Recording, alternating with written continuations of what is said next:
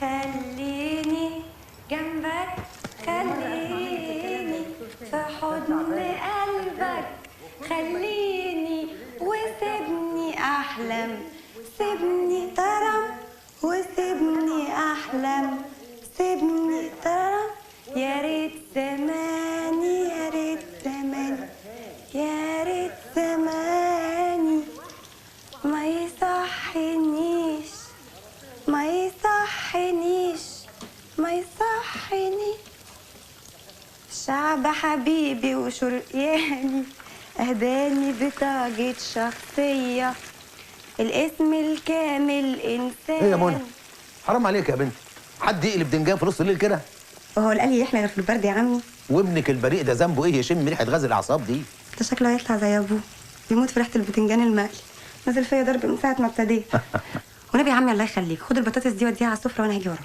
حاضر، توكلنا على الله. الله لا اله الا الله.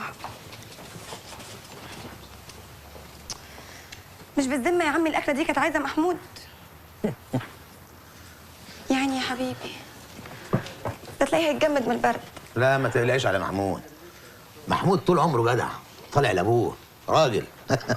انا ياما حكيت له على ايام زمان، ايام ما كنت في الجيش، ايام ما كنت بقف في عز البرد زي الاسد. ايوه يا عمي بس ده في الجيش مش في الجراج. وهو الجراج ده لعبه يا منى؟ دي مسؤوليه كبيره يا بنتي وفلوس ناس. انا ربيت محمود من صغره على انه يتحمل المسؤوليه، عشان كده تلاقيه دلوقتي واخد شغله جد، وحش، فاهم يعني ايه امن وامان وسيطره.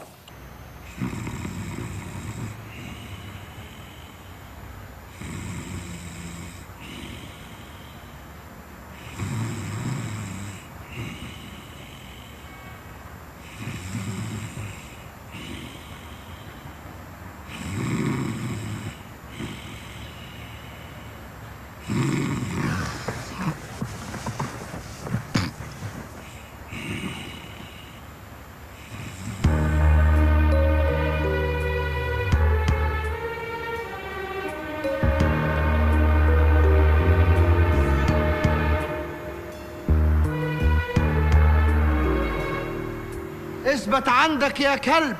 انت ايه اللي صحاك بس يا عم انت؟ قلت قوم اشقر عليك لكون محتاج حاجه. اثبت. طب روح كمل نومك وسيبنا اشوف شغلي. كمل نومي؟ حاضر، انا هكمل نومي عشان تشوف شغلك. استعنا على الشقه بالله. بتعمل ايه؟ اعمل ايه؟ انت واخد الحكايه جد كده ليه؟ ما تسيبني اقلب العربيه واطلع لك مصلحه كبيره. ولما يرفضوني انا ساعتها اشتغل ايه؟ سكرتيره؟ ما تخافش، هخبطك على دماغك واكتفك وبكده مش هيرفدوك. وهيشغلوني ليه؟ عشان بكتف حيل؟ يا عم ده عربيه رقاصه، يعني فلوسها حرام. ده انت سائل عليها بقى وجاي تتوبها. بوشاني بوشاني بوشاني بوشاني بوشاني. اتفضل يا ست هانم، شفت ان كلامي طلع صح؟ زميلي مسك الحرامي. شايفه يا ست هانم؟ البطل محمود صح ضحى بروحه عشان عربيتك. فلوسك حلال يا ست هانم. لا اوعي تعرض على صاحب الكاميرا هيكبر، اصل نفسه عزيزه يا ست هانم. مش هيقول لك شوفي لو العربيه اتسرقت هتدفع الدم، عمره ما هيقول لك كلام زي كده. لا ازاي ده؟ انا عينيا ليه؟ هانم ده واجبنا يعني. عارفه حضرتك لو 128 كنت هعمل نفس اللي عملته. كفايه حرام عليكم، سلموني للبوليس. كلب. كفايه بيه، كفايه كفايه. انا هسلم للدوريه الراجعه. كفايه كفايه، انجر قدامي يا حرامي. حسبي الله ونعم الوكيل فيكم. لا حول الله يا رب، اول مره في حياتي اشوف حرامي بيحاسب ناس تاني. محمود انت اتعورت؟ فين ده؟ لا ما اتعورتش. لا يا حبيبي شكلك اتعورت. لا ده انا كنت بقدر يا سليمان. عارف حاولت اقنعه الجريمه لا تفيد، واضح ان كلامي كله مش هيفيد. بقول لك ايه يا محمود؟ ايوه. ما تيجي تشتغل معايا؟ لا ما ينفعش، ابويا قاطعني. ابويا لو عرف ان انا شغال مع رقاصه هيقاطعني. مش موقف ضد الرقص، انا عارف ان الرقص رساله. ابويا مش عارف يقراها. نعم. 1000 جنيه والنعمه لو حد ادانا عربيه ما اديله 1000 جنيه. هي خاسس عليها حاجه؟ كل ليله بيترمى تحت رجليها الوفات من نقوط السكرانين. ما هو عشان كده بقى انا بفكر ما اخدهمش. يا عم انا جاي عيل في السكه مش عايز اكله حرام. بالك انا لو اعرف اسرق كنت سرقت السفاره اللي واقف احرسها دي، وعالجت امي اللي عايزه لها بتاع 10000 جنيه عشان عمليه الكبد، ونطق اخواتي ونجرهم، ويمكن ابني لي بلد جديده غير بلدنا كمان. بس على حظ الفجر يطلع نصيبي في صفارة الجدون. جدون؟ اسمها الجابون يا جاهل. وبعدين ازاي ما تعرفش الجابون؟ دي كسبتنا اخر ماتش 1-0. 2-0. انت ناسي الجون اللي جابه ميدو؟ يخرب بيت اهلك وهربت. هلا يا سليمان. محسوبك سعد. انتوا قسمتوا ولا لسه؟ قسمنا ايه؟ ما كنت تنسيها سليمان على التيتا، دهراني ضرب. ده لولا قرصين الاسبراكس اللي كنت واخدهم كنت اعترفت بكل حاجه. يا جدع يا جدع، ده رزق ابنك ما تحبكهاش امال. ولو كنا اتقفشنا ولو كانت عدت علينا دوريه يا سليمان. دورية ايه اللي هتعدي في وقت زي ده؟ البشوات نايمين في التفا وسايبينها لنا، انت ناس من البلد دي بتاعتنا بالليل وبتاعتهم بالنهار. قسما عظمه لو عملتها تاني يا سليمان لكن انا اللي مبلغ عنك. وراس ابوي ما عدت اعمل كده تاني، بس عشان خاطري خد نصيبك، ده رزقك. مش كنت عايز تودي مراتك الدكتور عند التلفزيون وتتفرج عليه؟ روح اتفرج على ابنك وكل عمك سليمان وعمك سعد الحرامي بيسلموا عليه.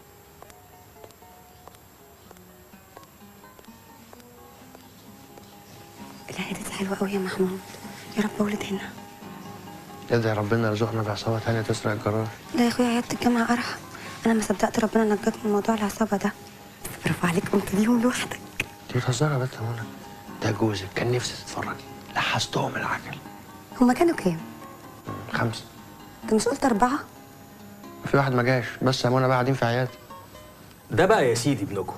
ابنكم؟ ابنكم ايه؟ ازاي؟ انت فرحانه؟ ده في التاسع يا دكتور، يعني ازاي ما تعلوش لحمه على عظم؟ انت ازاي الفترة اللي فاتت دي ما شفت السونار؟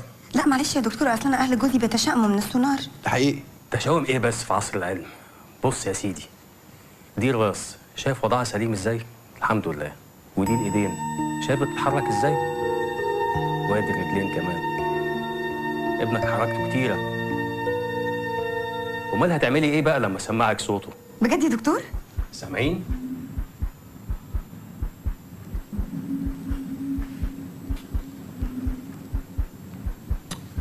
ده شكله رغاي. والله. دكتور معلش، هو حضرتك متأكد إنه ولد؟ دي اسئله. متاكد انه ولد؟ ما انت شايفه قدامك على البتاع ده. ده باين انه مش ولد، ده ولد. ده الحبل السري. لازم تمشي كتير لان ده هيساعد في الولاده. وبعدين سوري يعني اليومين الجايين لازم تكتروا شويه من الاتصال. لا ومن غير سوري، يعني انا بكلمها كل ساعتين من الشغل. انا بتكلم على العلاقه الزوجيه. ايوه احنا علاقتنا زي الفل، انا شايلها على راسي. احنا واخدين بعض على الحب. يا سيدي انا قصدي الاتصال الجنسي، فهمني؟ انا فاهمك يا دكتور، الكلام باين في عينيك. انا بس مش عايز افسر عشان الحبل السري يعني. انت عارفه يا منى، عشان اولادك في المستشفى اللي كنا فيها النهارده دي، ده انا لازم اكون عصابه اكبر من عصابه سليمان وسعد. ما تجيبليش السيرة دي تاني. أنا مش عارفة إزاي يا محمود قبلت علينا الفلوس دي. في ايه يا منى؟ ما تخلينيش انت من اللي حكيت لك بقى. بص بقى، أنت لازم تقطع علاقتك بسليمان ده خالص. ده حتى مش من مستواك. لعلمك انا وسليمان ما نفرقش عن بعض، ما كانش هو احسن مني. ده أنت خريج خدمة اجتماعية. عملت لي ايه يا اختي الخدمه الاجتماعيه انا وانت؟ اديني واقف بخدم في جراجات. خلينا ناكل الحمص ده من سكات والنبي. لا صحيح، هي الرقاصة دي كانت لابسة إيه وأنت بتكلمها؟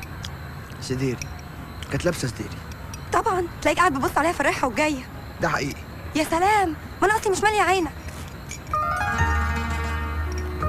انت مش ماليه عيني؟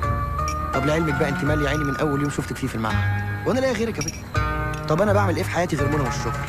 وليك الشغل يا اختي في الاخر، وخصوصا كمان بعد ما بقيتي في التاسع. ده انت مش ماليه عيني. ده انت بقيتي ها؟ محمود ايه؟ في حمل تتكسف. ما تيجي نروح نجرب الكورس بتاع الدكتور يعني، ها؟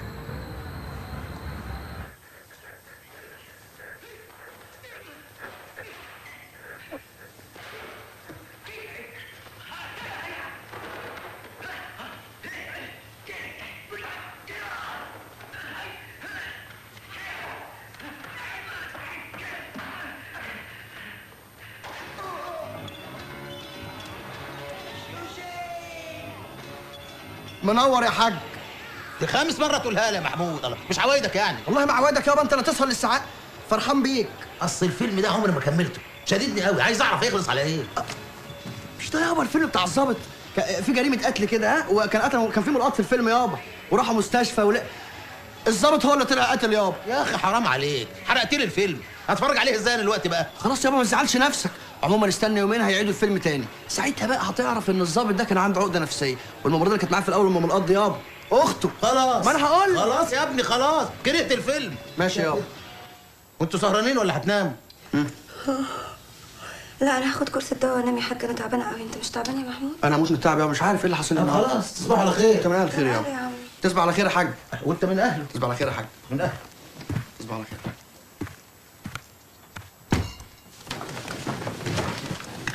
بس ازاي ظابط ويطلع هو اللي قاتل؟ انا لازم اشوف الحكايه دي اتعملت ازاي. طبعا. لا قوم انت نامي، انا هكمل الكورس مع هكمل الفيلم مع الحاج. تعالى اقعد جنبي يابا.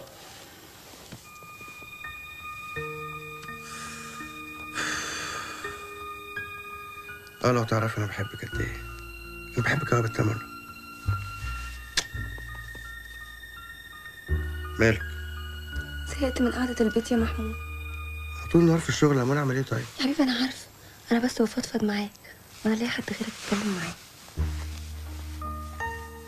عارف نفسي في ايه؟ نفسي لما ربنا ينتعني بالسلامه ان شاء الله نسافر انا وانت والواد مصطفى. مصطفى مين؟ مصطفى. نروح حته كده فيها بحر، غير جمصة اللي ما بتودناش غيرها دي. نروح حته فيها بحيره، شلالات، بحر. هي طلع لك كونغو. كونغو استنى. ايوه كونغو هي اللي فيها الحاجات اللي مالهاش علاقه ببعض دي. شايف الصوره دي؟ قصتها من المجله اللي انت جبتها لي، فيها شلالات في الفيوم. دي الفيوم دي؟ لا لا الفيوم نطلع، ده انا بموت في شمس الفيوم. اول ما اخد اجازه يا بنت نطلع جمص. شايف الواد ابنك قاعد بيرفص في بطني ازاي؟ يا رب والنبي يطلعوا لعيب كوره جامد. اشمعنى لعيب كوره يعني؟ عشان يفسحنا ويفرجنا على الدنيا. هم مش بيقولوا العيال بيجوا برزقهم؟ الواد ده رزقه واسع. هتشوف، هتلاقي وظيفه احسن من اللي انت فيها بمرتب اكبر. وهنغير الستاير وهنبيض البيت وهجيب بوتاجاز ب4 عيون وفرن، وهشتري هدوم كده وتنقيها انت معايا عشان ما تتخانقش، واجيب شفاط بدل ما انا بتخانق وانا بقلي. شوف يا منى، يعني انا اللي اضمنهولك مقدم الشفاط مش الشفاط نفسه يعني. يا محمود انت بتحب تحبط احلامي. يا بنت مش بحبط احلامك، مش بحكي لك على ظروفي. حاضر يا ستي، هعمل لك اللي انت عايزاه. بس انا كان ليا سؤال يعني لازم نحسمه النهارده. بالنسبه للراجل اللي هجيب الاجهزه دي كلها، يعني ما هيبيض الشقه ويجيب بوتاجاز بفرن وولاعه معرفش يولع في الستاير ويولع في الحاج. حسن مصطفى. مصطفى مين؟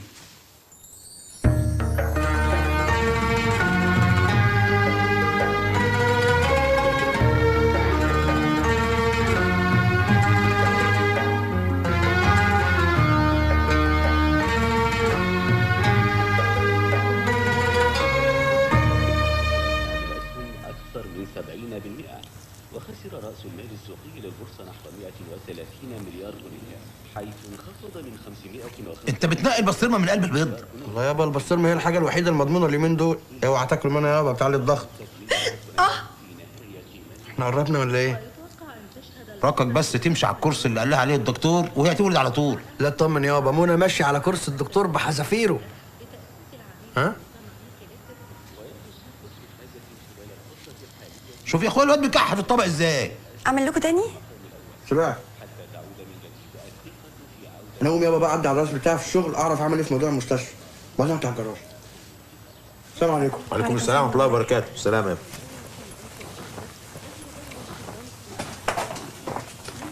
محمود استنى. جو حر يا منى. وحياتي عندك تعدمني اللي انت لابسها النبي. حاضر يا ستي. ما تقلعهاش. بقول لك ايه؟ ايه؟ ما تيجي نمشي على الدواء، نمشي على الدواء.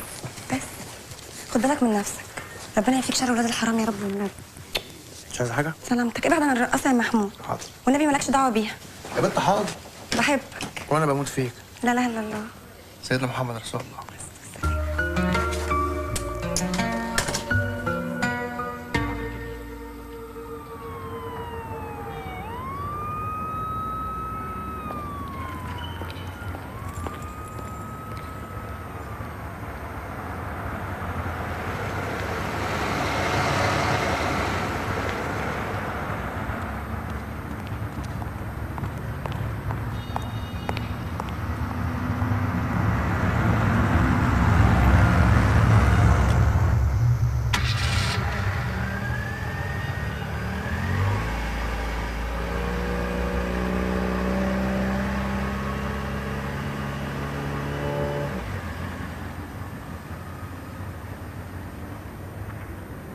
بقى انت زعلان انك هتولد مرضك في مستشفى الجلاء؟ يا عم احمد ربنا. يا عم والنبي بقى سيبني في حالي. في الدنيا مستشفى ولادة يبقى اسمه الجلاء؟ حتى فال وحش. يا راجل روج. انت عارف انا امي ولدتني وهي بتشتغل في الغيط وما خدتش بالها الا في السبوع. ايوه كده روج، ما حدش واخد منها حاجه. هقوم اعمل كوبايتين شاي نحبس الاكله دي. والله الجلال اللي انت خايف منه ده ما هيجي احسن منه. ماشي يا صاحبي. غيط.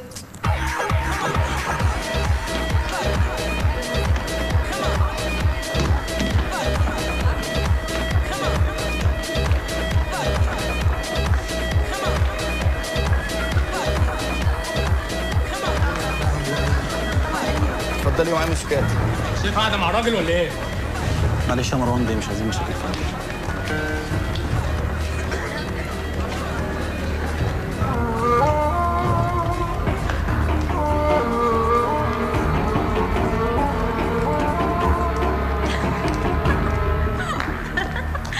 ده حقيقي. لا كان جنن بصراحه، عجبني قوي. سندس شادي يلا بينا من هنا. امشي انت سبيني على البيت. فين؟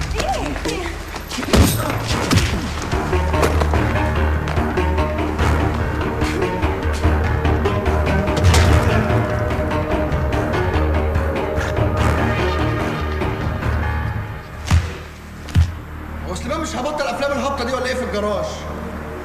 انت عامله دور مستخبيه في الفيلم ولا ايه؟ انت يا ابني يا ابني حاسب اخويا حاسب. يا سيدي اسمعني، ما تاخدش الموضوع جد.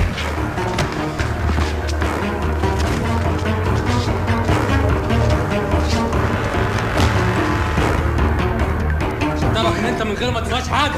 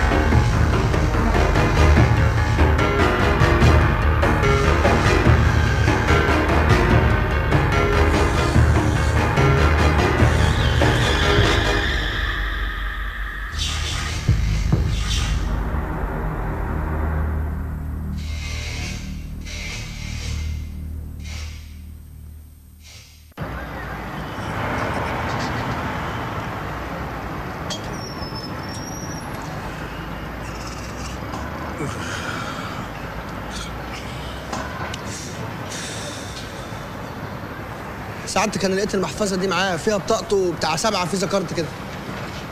ويعني بعد اذن سعادتك انا فتحت المحفظه وعرفت اسمه بالكامل. اسمه مروان كمال ابو العزم.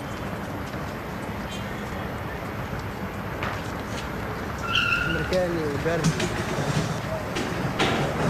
وامريكاني بقى وجاري بالعربيه والحاجات دي يعني. يا باشا انا لقيت المحفظه دي معايا فيها بطاقته 7 فيزا كارت كده، قلت ده للباشا. اسمه مروان كمال ابو العزم.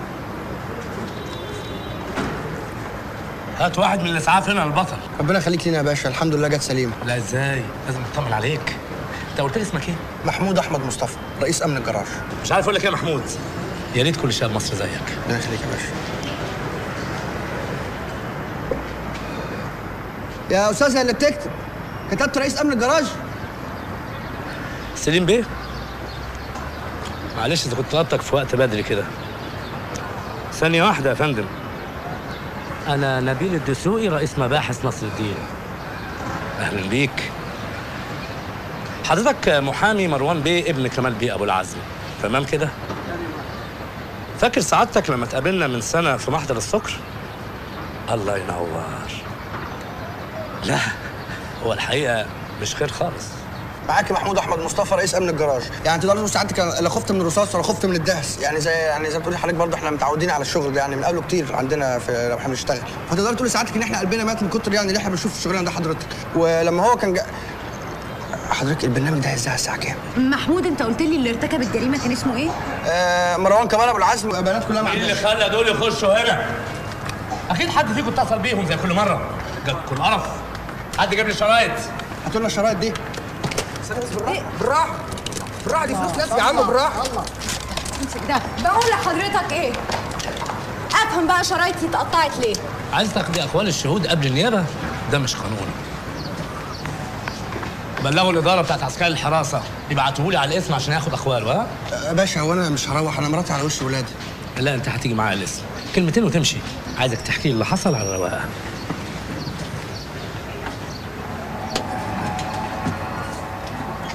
تعالى محمود. خش يا بطل. ما تدخلش علينا اي حد غير اللي قلت لك عليهم بس. مفهوم؟ منور يا محمود. تعيش يا باشا. اقعد اقعد. انت مكسوف ولا ايه؟ شكلك ما دخلتش اقسام قبل كده. اشرب العصير. ولا تيجي نفطر سوا احسن؟ ربنا يخليك لينا يا باشا. ايوه يا باشا. بقيتوا فين؟ طب كويس.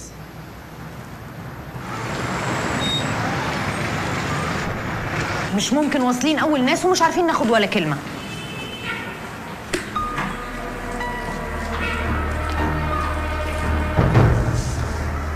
مش ده سليم دياب المحامي ومعاه مروان ابن كمال ابو العزم؟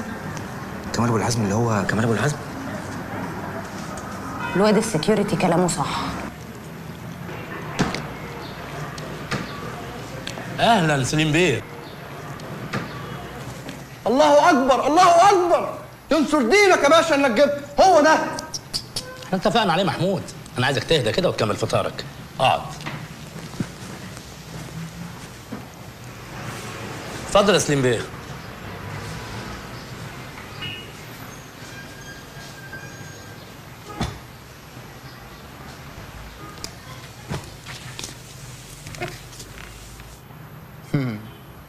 كنت فاكر هتهرب ها؟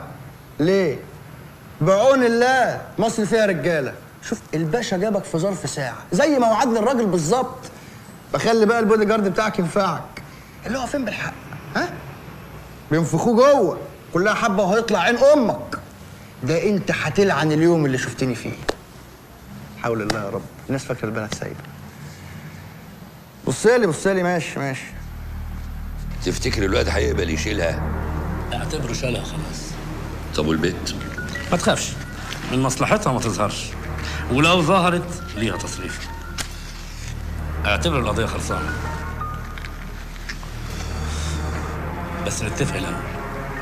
طبعا انت عارف ان غلاوه الباشا الكبير عند الشعب اهم بكتير من غلاوه الباشا الصغير. ما انت عارف ان طلباتك مجابه من غير ما تقول. انا عايز ارنب. طب ثواني اعمل تليفون. ده انت هتتنفخ. محمود. يا باشا. تعالى يا محمود. وكمان بتشرب سجاير؟ طبعا اذا كنت قتلت مش هتشرب سجاير ولا اهدى. تعالى معايا يا محمود. حاضر يا باشا. ايه اللي بتقوله سعادتك ده يا باشا؟ اللي سمعته. تحب اعيدهولك تاني؟ ايوه يا باشا بس ده ما حصلش. محدش يعرف انه ما حصلش غيرنا. يعني ايه؟ ساعتك عايز تشيلها انا؟ عيب يا محمود، ده انا معجب بيك. وبعدين حتى لو انا فكرت اعمل كده فانا متاكد ان انت مش هتوافق. انت عايز مني ايه يا باشا؟ تكمل بطولتك. انت انقذت واحده من القتل. طبعا مش هتجيب سيرتها، بس انت انقذتها. برافو عليك. وكمان حاولت تنقذ المجني عليه، بس امر لا نفذ. المهم دلوقتي ما نأذيش ناس تانية. ناس تانية؟ يعني لا نأذيك ولا نأذي مروان بيه. مروان بيه؟ ايوه يا ابني، اسمها سندس. سندس سعيد، 24 شارع سعد زغلول المتفرع من القصر العيني. تجيبها لي من تحت تقطيع الارض. حساني منك تليفون كل ساعه. يلا. هم طولوا كده ليه؟ ما تخافش حبيبي، دي اجراءات بسيطه يعني وبعدين تنتهي. اهم حاجه انا عايزك تفتكر لي كل مكان ممكن نلاقي فيه الوحشه اللي اسمها سندس دي. خلصنا يا ابني مفيش وقت. ايوه يا باشا، يعني مين قتل الراجل اللي مات ده؟ انا ما قلتلكش. بص يا سيدي، اللي قتله سلم نفسه واعترف كمان. مش ناقص بس غير انك تشهد على كلامه. شفت الحكايه سهله ازاي؟ يا ولاد تلبسوها للبودي جارد يا باشا؟ ما كانش في بودي جارد اساسا. دي كانت خناقه عاديه بين اللي اسمه شادي ومروان بيه زي اي اصحاب، والعسكري سليمان اعترف انه قتل المجني عليه بطريق الخطا. كل واحد فيكم هيستلم 50,000 جنيه. محدش ضغط عليا يا محمود. أنا غلطت ولازم أتحمل غلطتي. غلطت لما سبت مكان خدمتي وجيت عشان أجيب لصاحبي شاي. لما دخلت لقيت صاحبي واقف مع المرحوم اللي كان في يده مسدس. صرخت فيه ارمي السلاح، ما سمعنيش، كان سكران، ما كنتش عارف إنه كان بيتخانق مع الباشا التاني. أنا كنت بأدي واجبي. ليه يا سليمان؟ عشان أهلي يا محمود. أبوس يدك ما تضيعش الفرصة. أنا ما صدقت جاتلي. عاوزني أكذب وأوديك في داهية، وأدي اللي قتل براءة. أنت مكبرها ليه عاد؟ هم وناس ولاد كلب في قلب بعضيهم، إحنا مالنا؟ وبعدين تفتكر الحكاية هتوقف عليا وعليك؟ هيخلصوها من غيرنا، ومش بعيد تلبسك أنت. يعني إيه يا سليمان؟ يعني نعمل اللي يقول عليه الباشا. أنت أولى بالفلوس تأمن مستقبل ابنك. وأنا السجن أحسن لي من وجع القلب اللي أنا فيه. هنجيب المحضر؟ معقولة صاحبك الصعيدي يطلع أذكى منك؟ كلها 3 سنين ويخرج مأمن مستقبله. أنت كمان لازم تأمن مستقبلك ومستقبل ابنك. مش ناوي تسميه مصطفى؟ محمود مبروك يا محمود. منى جابت ايه؟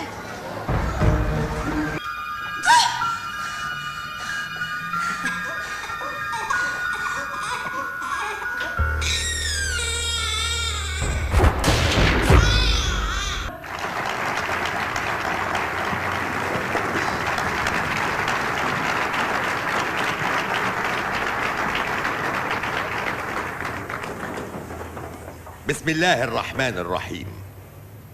وقل اعملوا فسيرى الله عملكم ورسوله والمؤمنون. صباح الخير. صباح الخير يا أستاذ. في حد ساب لحضرتك الظرف ده؟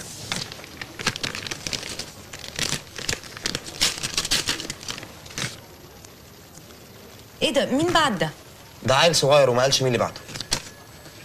ميرسي.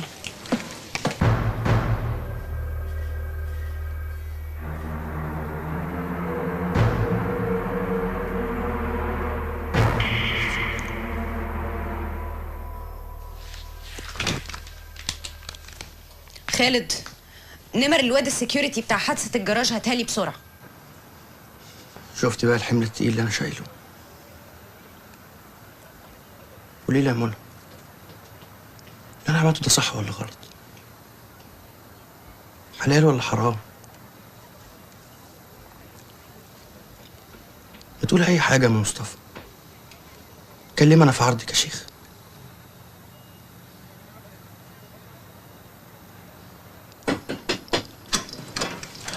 ما يلا بقى ولاد. ايه مالكم؟ لا ابدا يا عمي، انا بس تعبت شويه. الف سلامه عليك يا بنتي. طب تعالى يا محمود، تعال سلم على الناس بره عايزين يباركوا لكم. تعالوا.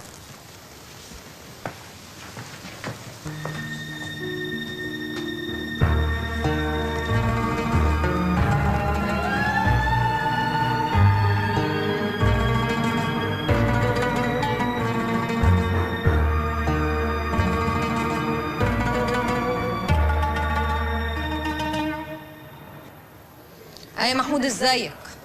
انا داليا المذيعة. ايوه اللي كنت في الجراج. بقول لك جالي تسجيل بكاميرا موبايل عايزه اوريهولك، بس بيتهيألي مش هتبقى مبسوط لما تشوفه. عليه اللي انت كنت حكيتهولي عن الحادثه، فاكر اللي حكيتهولي يا محمود؟ خلاص اروح انا بقى اسلم التسجيل ده في النيابه وهم يستجوبوك بمعرفتهم وانت تبقى تروح في 60 داهيه. ولا تفضل ان انا اجيلك تحكي لي وتقول لي ايه اللي خلاك تغير اقوالك؟ بعدها نطلع انا وانت سوا على النيابه وهم هيفهموا ان انت تعرضت للاكراه. يا ابني فهمني، انا معاك مش ضدك، اديني العنوان. ايوه. ما هو لو سعادتك يا فندي كنت شايف شغلك كويس كنت وصلت للبنت اللي اسمها سندس دي قبل اي حد تاني، بدل ما انت معتمد على ظابط ممكن انه يبيعنا في ثانيه.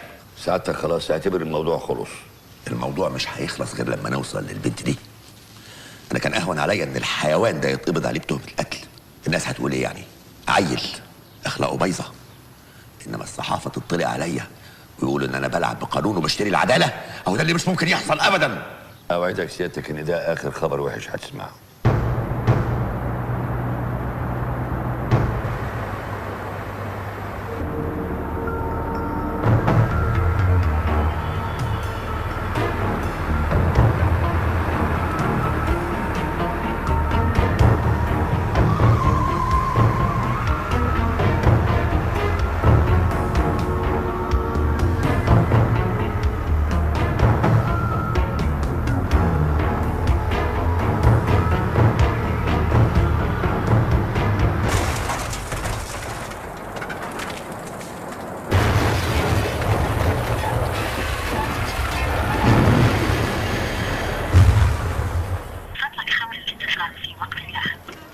ما تسمعش كلامها، اوعى تعود الاتصال. الست دي رغايه معرفها. ادعي لداليا، اصلها في المستشفى في غيبوبه، ما التزمتش بتعليمات المرور. دي دفعه من فلوسك عشان انا مبسوط منك لانك ما رضيتش تريحها في المكالمه. شد حيلك بقى، كلها كام يوم وتروح المحكمه. بطل تحسب لنا بقى الليله دي كلها، بس المهم تعال. محمود، مبروك على مصطفى، ربنا يخليهولك.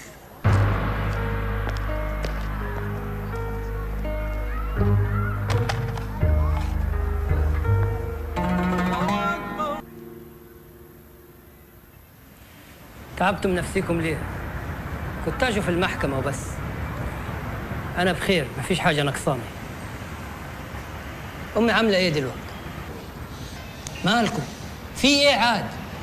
امك تعيش انت يا سليمان، ما استحملتش اللي جرالك يا ولدي. أمي؟ يا نهار طين، ده أنا عملت كل ده. استغفر الله العظيم، استغفر الله العظيم. الله يرحمك يا أمي. يعني ايه العسكري يغير اخواله؟ هو لعب عيال؟ عموما اعتبرني ما سمعتش الجمله دي اساسا. العب. طب ثانيه واحده اعمل تليفون.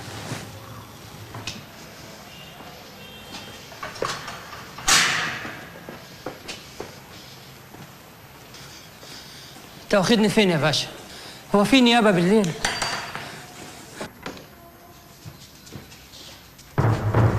لا حول ولا قوه الا بالله. لا لا لا، اللي حصل ده المفروض يخليك تتمسك باللي انت قلته اكتر وتخاف على نفسك وعلينا وعلى مصطفى. لا لا لا لا يا منى يا بنتي، اسمع يا محمود، انت لما تقول الحقيقه يا ابني هيعرفوا انك انت في خطر، هيعينوا عليك حراسه عشان ما حدش يقدر يأذيك. لا يا عمي مش هيسيبوه في حاله. يا بنتي الحق حق ان يتبع، نعمل اللي علينا وقول بقى على ربنا بقى.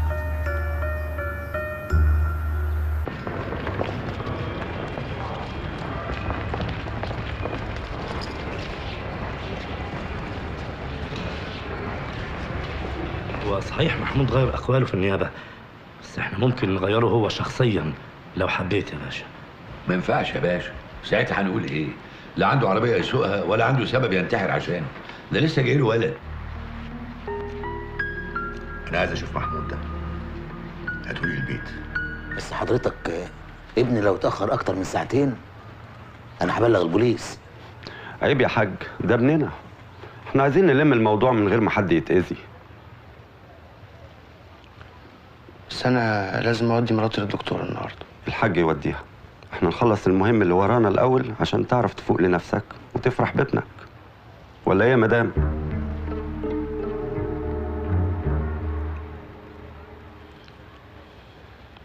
ثانية واحدة غير هدومي يا جماعة.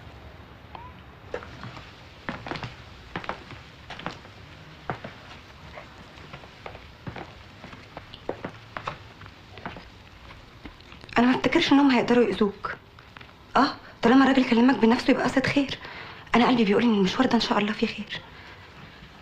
هاخده بس يا محمود، احنا مش قد الناس دي خالص، واعملوا اللي هو عايزه. اوعى تتهور يا محمود. اديك صوره مصطفى توريها له يمكن قلبه يحن. بس ان شاء الله ان شاء الله قلبه هيحن من غير حاجه ان شاء الله.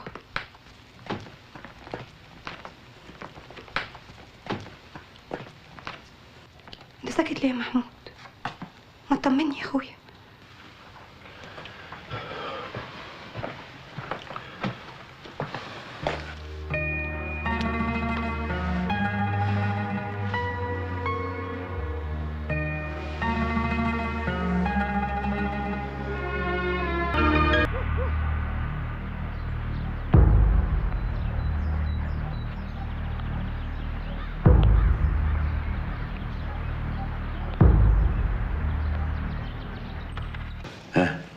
ازيك؟ وازاي مصطفى؟ بخير يا باشا، ربنا يخليك لينا. انت متوتر؟ ما اخبيش عليك، انا كمان الوضع مش مريح لا ليك ولا ليا. عارف ليه؟ لان الوضع غلط اتسبب فيه ناس غيرنا، وفجأة لقينا نفسنا احنا الاتنين متورطين فيه. اوعى تفتكر ان انا زعلان منك بسبب النيابة قبضت على ابني بسبب اخوالك، بالعكس صدقني والله اني بحب الشباب اللي زيك. واوعى تنسى ان جيلي كافح كتير عشان مصر يبقى فيها شباب من نوعك. انا كان نفسي ابني يطلع زيك، بس للاسف طلعت اخلاقه بايظه وانا اللي هدفع الثمن. محمود، انا مش شخص واحد، انا 30,000 واحد، عمال وموظفين ومذيعين وصحفيين.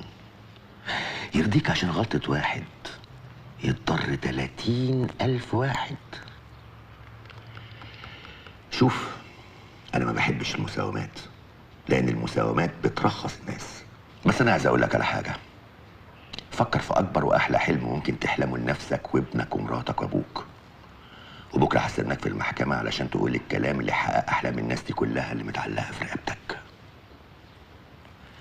أنا كلامي خلص، بس أحب أقول لك إن أنا اتشرفت. اسالك انت هتعمل ايه او هتتصرف ازاي؟ انا عن نفسي مش عارف اقول لك تعمل ايه وما تعملش ايه. نصيحه مش قادره تطلع من بوق يا ابني. احنا في البلد دي دايما بنربي ولادنا على ان الصدق بينجي والكذب بيودي في داهيه. بنقول لهم ده في البيت، في المدرسه، في الجامعه. لكن لما بيكبروا بتحطوا قدام اول امتحان بيكذبوا. يقول لهم مع الاسف في زماننا ده الكذب هو اللي بينجي. انا يا ابني مش بقول لك اعمل كده لا سمح الله، لا استغفر الله. انا في حيره زيك بالظبط. بس الانسان لما بيحتار بيدور على حد اكبر منه وبيفهم عنه عشان يساله. واحنا يا ابني ملناش غير اللي خلقنا، اللي رزقنا وعمرنا بايديه. صلي لله ركعتين يا محمود واساله، وان شاء الله اللي فيه الخير هو اللي هيحصل.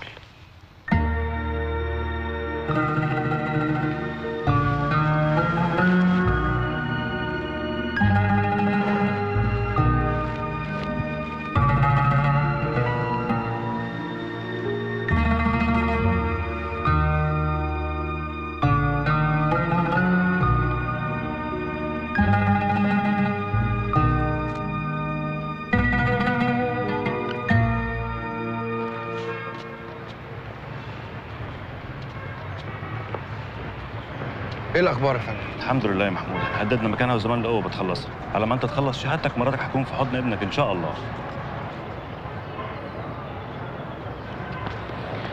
ايوه يا ابني، نبدا الاشاره. يا رب نسمع اخبار كويسه.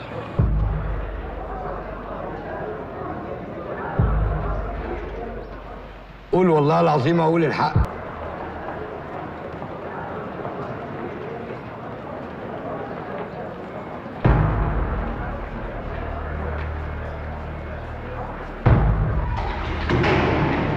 الذي استلم بموجبه المتهم المبالغ التي طلبها لابتزاز موكلي كمال ابو العزم، ومرفق طي محضر الشرطه التي وجدت المبالغ في شقته. ان اعتراف المتهم المنتحر سليمان بالجريمه واضح لا يقبل الشك.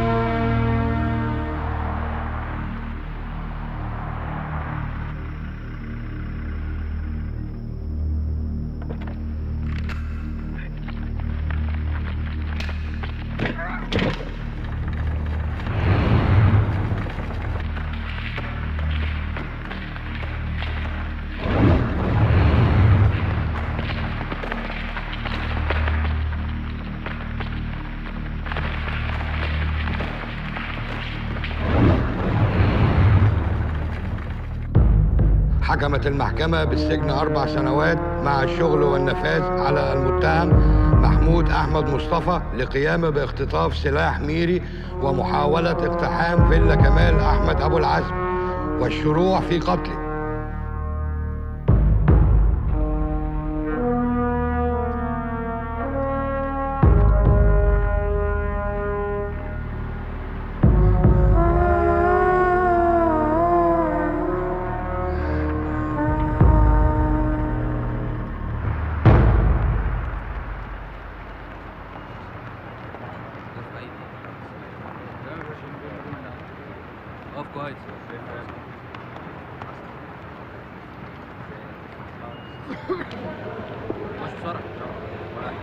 يلا اللي بعد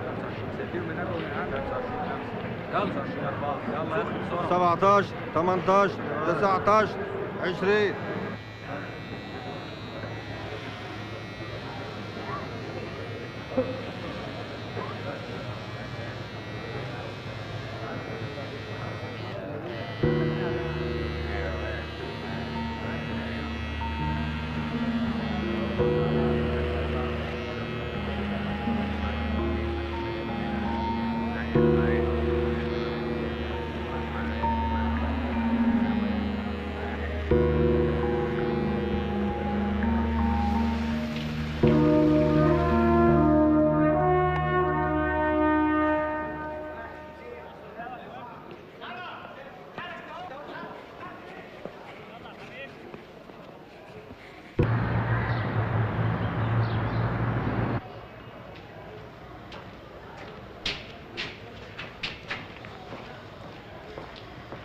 وسع مسلم انت هو.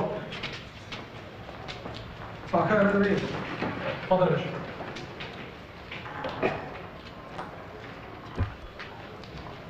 راح فين يا زفت؟ داخل عامل زي الناس. ده حمام رضا بيه السنديوني. يلا نجري هناك مع الزبائن اللي زيك. حول الله يا رب، حتى الحمام فيه واسطه، يعني هو بيعمل حاجه واحنا بنعمل حاجه تانية.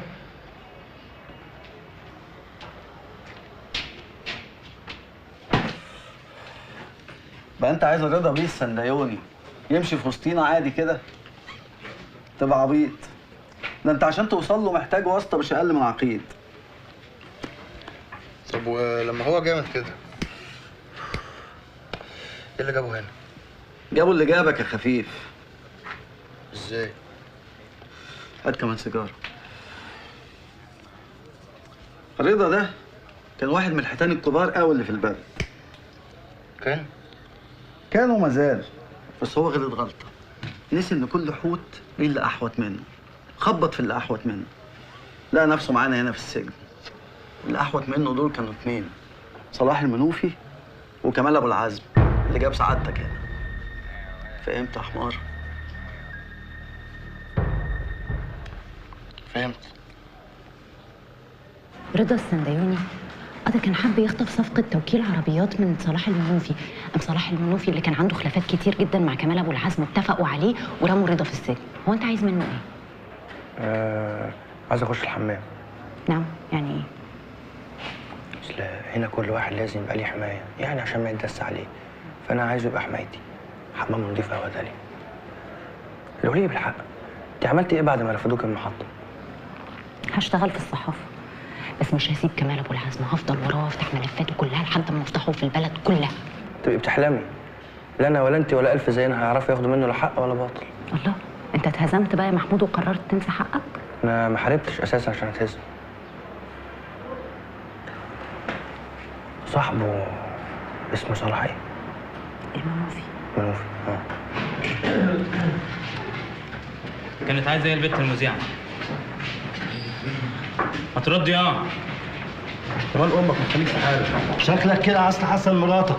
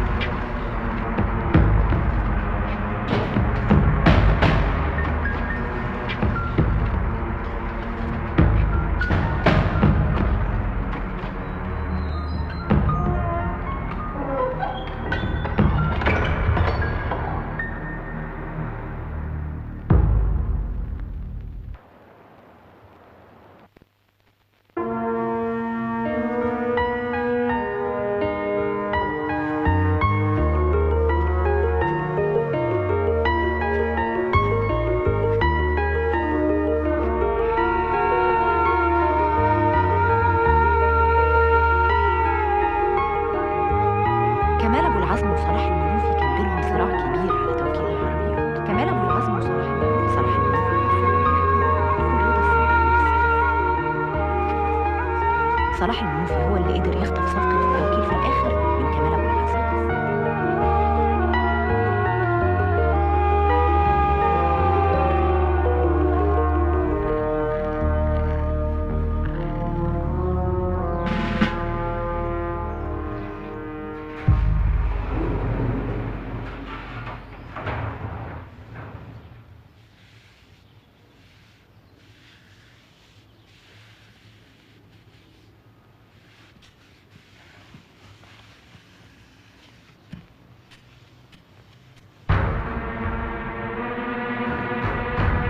عملت زي ما قلت لي. الجرايد اللي ملفوف بيها الاكل جمعتهم لك داليا. كلها مواضيع بتتكلم عن رضا وقصه حياته وخناقاته مع كمال ابو العزم. بس هي سالتني انت عايز الحاجات دي في ايه؟ قلت لها زي انت ما قلت لي، انك عايز تتقرب منه عشان تحسن وضعك جوه السجن. بس هي ما صدقتنيش. زي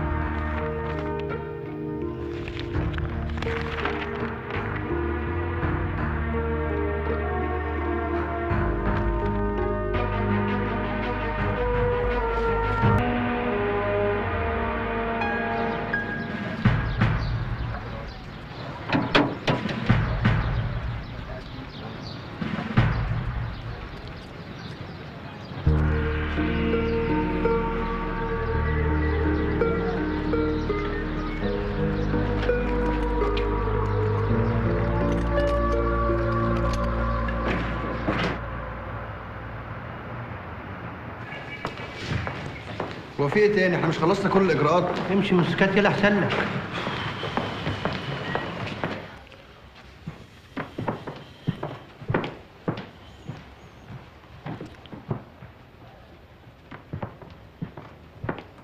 طيب هطلبك كمان شويه. ايه ده كله يا باشا؟ مبروك الترقية. سبقتني. انا لسه كنت هبارك لك على الافراج. هو فين الافراج ده يا باشا؟ هو احنا خدنا افراج؟ لا انت خلاص افراج. هو انا حبيت ابارك لك واطمن ناوي على ايه؟ ناوي امشي جنب الحيطه يا باشا. كفايه اللي جرالي. اتعلمت منه كتير. برافو عليك. بس يعني في حاله لو ما كنتش اتعلمت فانا احب اتاكد. انا وصيت عليك في اسم الضرب الاحمر. عايزك كل ليله تروح تمضي في دفتر المراقبه. كل حركه ليك تبقى بعلمي. انا واثق فيك على فكره.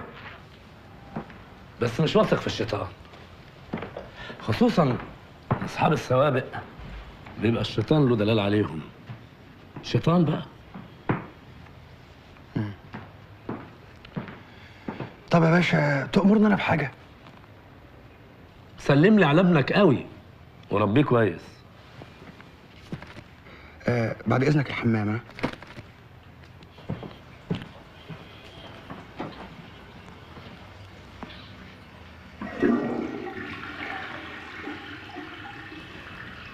لا مؤاخذة يا باشا، يعني نظافة.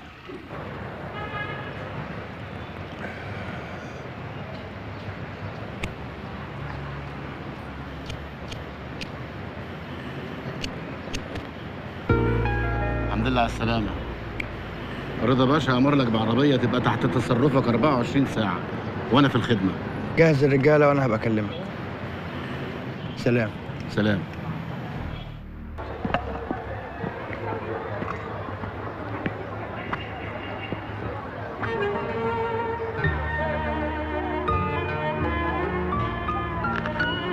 محمود حبيبي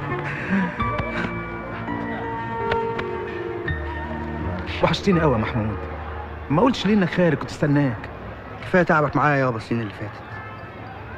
فين مصطفى يابا؟ اهو بيلعب مع العيال.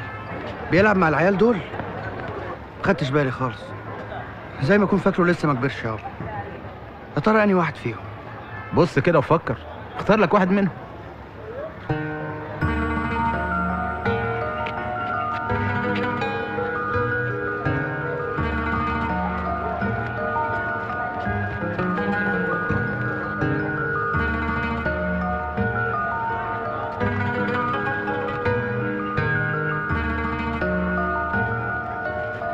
تعال مصطفى.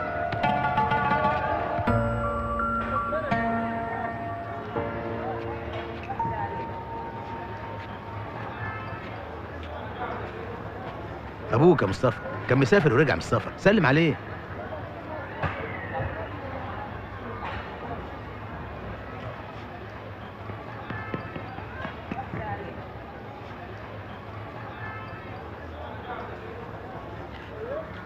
معلش يا ابني، هو لسه محتاج شويه وقت. ما هو حشاكش سيدنا الحسين. نويت عليه يا محمود؟ والله ما انا عارف يابا، اكيد هدور على شغل يعني ولو انه صعب. طب ما تيجي يا ابني تريحني وتشيل عني هم الدكان. ربنا سهل يابا. ما اتكلم داليا الصحفيه دي باين عليها بنت جدع صحيح. انت عارف نص اللعب اللي عند مصطفى دي هي اللي جابها له. انا مش عارف اشكرك ازاي على جدعنتك مع ابويا وابن انسه داليا. يا راجل ما تقولش كده، ده اقل واجب يا محمود. وانا اللي كنت جاي لك تدوري لي على شغل، شكلي هدور على شغل ليا وليك. ايه اللي حصل؟ وانت مستهون بكمال ابو العزم. تصدق مفيش جورنال قومي عرفت اشتغل فيه، بس ما تقلقش نفوذه لسه ما وصلش الجرايد المعارضه. متابع اخباره انت طبعا. وهتابع اخباره ليه؟ ربنا سهله. طب انا لسه عارفه من اسبوعين ان ابنه عايش في هولندا واخد جنسيه هناك وما بيجيش مصر خالص. مش وحشه هولندا دي على فكره، مشكوره قوي في الجبنه بتاعتها. تصدق مش داخله دماغي خالص حكايه انك قررت تشتري دماغك. ما عنديش اختيار تاني، عايز اعيش واربي الواد، احتمال احب واتجوز كمان، بس لما الاقي شغل الاول. وما طلبتش ليه من رضا السنديوني يشوف لك شغل؟ مش انا طلعت عبيط لما افتكرت ان انا ممكن اوصل له.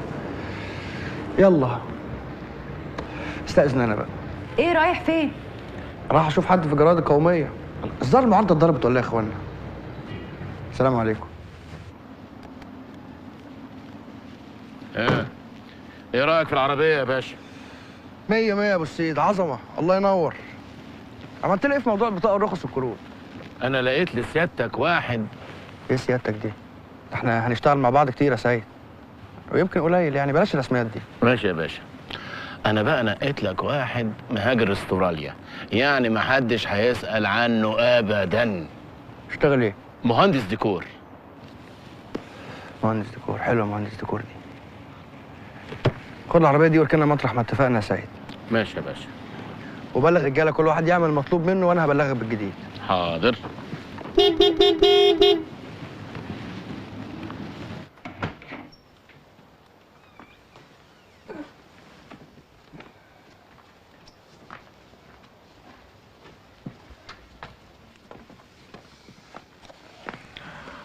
خش نام جنب ابنك، انا هنام في اوضتي.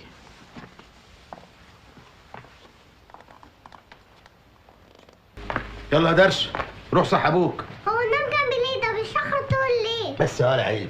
طب ايه رايك بقى ما انتش جاي معايا الدكان؟ ايه ده لو صحيته وبوسته كمان. طيب يا سيدي حاضر. يلا.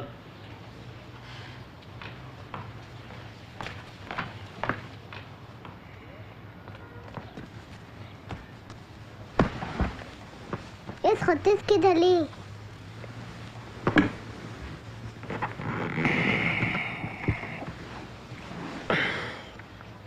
يعني مش متعود حد زيك صحيني. مين اللي كان بيصحيك وانت مسافر؟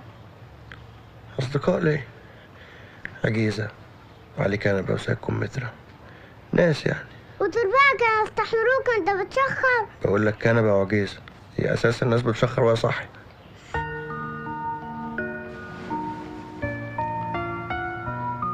صباح الخير. صباح النور.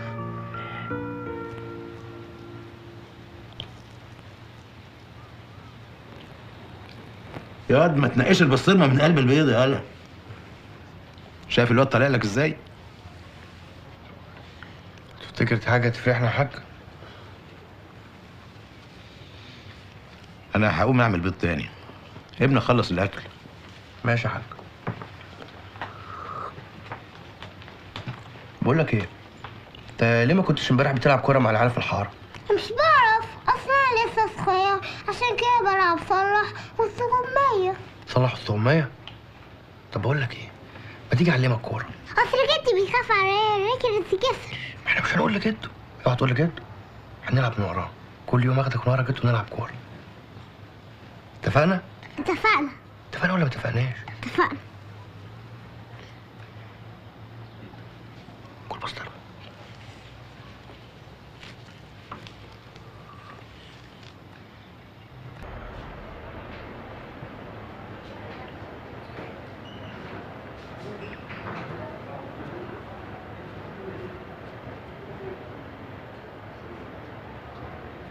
ها ايه الاخبار يا فندم؟ في حاجه عجبت حضرتك؟ لا مش هو ده اللي بدور عليه، اعتقد هو ده. اتفضل يا فندم.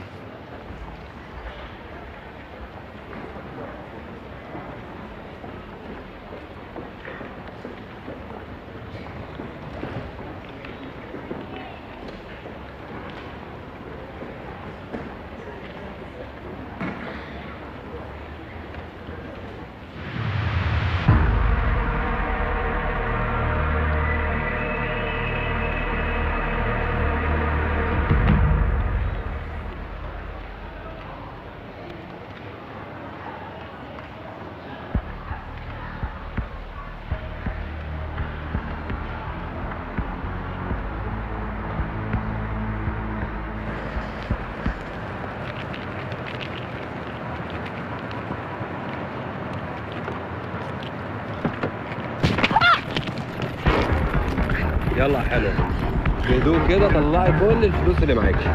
معيش فلوس.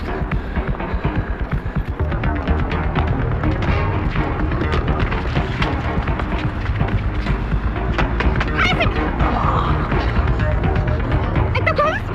حصل لك حاجه؟ انا اسفه. خدوا منك حاجه؟ لا.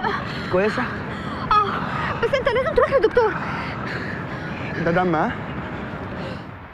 على فكره تاني مره لما يحصل موقف زي كده ما تبقيش تتناقشي مع الحرامي، اديله كل اللي معاكي، ده ما بيبقاش في وعي. انا متشكره قوي يا استاذ عمر سليم. وانا ريهام.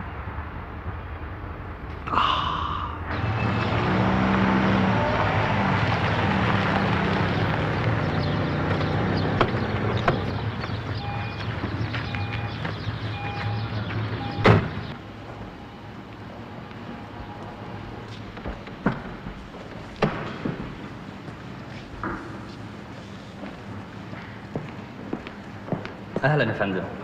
حضرتك بتدور على حاجه معينه؟ لا اصل انا بفكر اغير عربيتي يعني، فقلت اخد فكره مش اكتر. تحت امر حضرتك، اتفضل. الله يخليك. اتفضل.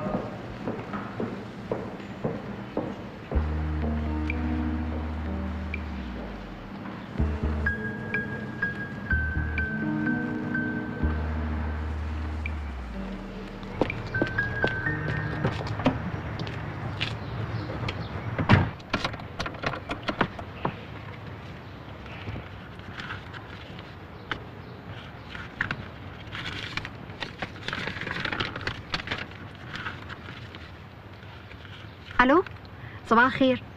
من فضلك في عميل عندك اسمه عمر سليم؟ في مستندات احتمال تجيلي عن كمال ابو العزم، لو كملت هنشرها واخليه يغني ظلموه. تعرفي واحد اسمه مركز؟ سامع كمان ان في عضو في مجلس الشعب بيحضر الاستجواب عنه، هتبقى حته ضربه. كلميني عنه شويه. كمال ابو العزم؟ لا مركز. الله، وانت عرفت مركز منين؟ مركز ده يا ست انا مره شفت له كتاب في السجن اسمه 100 سنه من العزله، حاجه كده يعني، عجبني الاسم. طب وايه علاقه مركز بكمال ابو العزم؟ يا دي كمال ابو العزم اللي واكل دماغك ده. يا ست خلينا في الحاج مركز والنبي. ماشي يا سيدي، خليني وراك لحد باب الدار. مركز واحد من اهم كتاب امريكا اللاتينيه. 100 عام العزله دي واحده من اهم رواياته، والروايه دي بتنتمي للواقعيه السحريه. له كمان روايات تانية زي خبر اختطاف.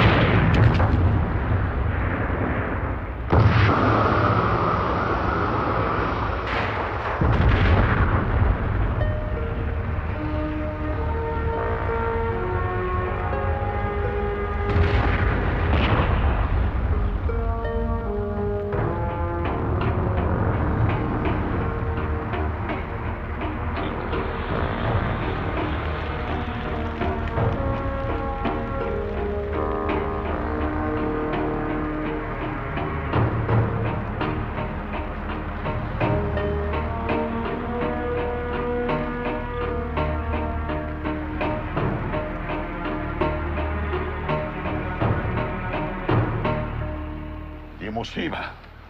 انت عارف معناها ايه ان يضيع مني توكيل زي ده؟ ومحدش يقدر يصدق اللي حصل ده يا باشا. انا بحملكم المسؤوليه كامله لو ما عرفتوش مين اللي ورا الموضوع ده وفورا. الو، صباح الخير. هاي يا استاذ عمر. فعلا انا طلبتك امبارح. انا ريهام اللي انقذتها من الحراميه. بقولك انت نسيت محفظتك في عربيتي، تحب ابعتها لك ازاي؟ نتقابل. اوكي، نفس المكان كويس. صباح الخير ده. صباح النور يا بيبي. مالك شكلك مبسوط؟ صحيت على خبر حلو قوي في الجامعه. يا بختك، انا صحيت على خبر وحش جدا. عموما اشوفك على الغداء. اوكي باي. حقيقي انا مش عارف اشكرك ازاي. انا كنت مرعوب اعمل اجراءات الورق دي كلها تاني.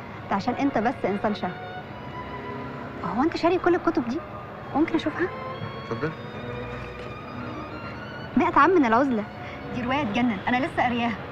ما تتخيليش انا بفرح قد ايه لما بلاقي حد قاري الروايه دي. انت عارفه دي 10 مره اشتري الكتاب. كل مره واحد صاحبي ياخد مني الكتاب وما يرجعوش، ارجع اشتريه تاني واقراه تاني. الراجل ده خياله فظيع. فاكره الحته اللي الدم فيها بيغرق القريه؟ قريه في قريه كان اسمها ايه القريه دي؟ كان اسمها ايه؟ ماكوندو. صح، ماكوندو. شوفي، فعلا ما كذبش اللي سمى ادب امريكا اللاتينيه دي الواقعيه السحريه. الواقعيه السحريه فعلا. انا معطلك. بالعكس انا مستمتعه جدا. تحت امر سعادتك يا فندم. حاضر، مع السلامه. خير يا فندم. تخيل الحيوان اللي اسمه صلاح المنوفي بيتهمني ان انا السبب في الحريقه اللي قامت عنده في التوكيل. اكلمه في التليفون علشان اواسيه، يرد عليا زي ما اكون انا السبب فعلا، او يمكن كمان شمتان فيه. معلش يا سعاده الباشا، اعذره، اصل الحرب كانت بينكم جامده قوي على التوكيل ده. تفتكر مين اللي ممكن يدوس لصلاح المنوفي بجلاله قدره على طرف؟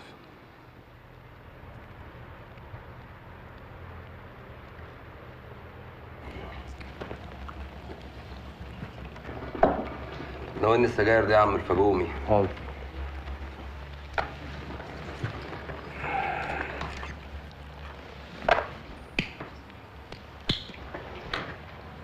انت مالك ياض بتاكل كده ليه؟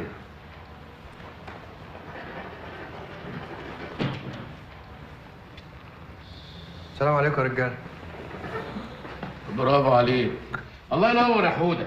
الناس كلها بتتكلم عن اللي حصل في معرض السيارات. البركه فيكم يا رجاله. ها، هنخش امتى بقى على مكتب السياحه؟ لا احنا هنهدي اللعب شويه اليومين دول يا ابو السيد. بقول لك ايه يا منصور، بخف ايدك يا ابني على بتوع السكيورتي، دول غلابه ويخصونا.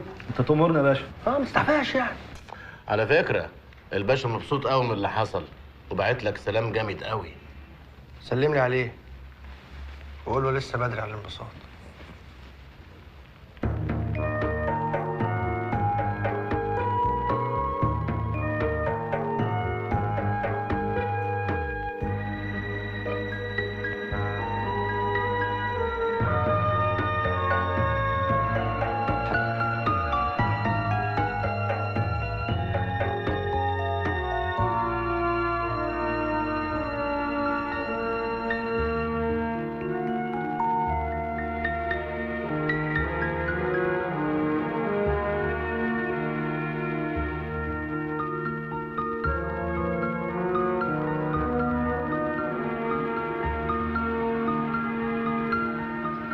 كمال ابو العزم اللي هو كمال ابو العزم.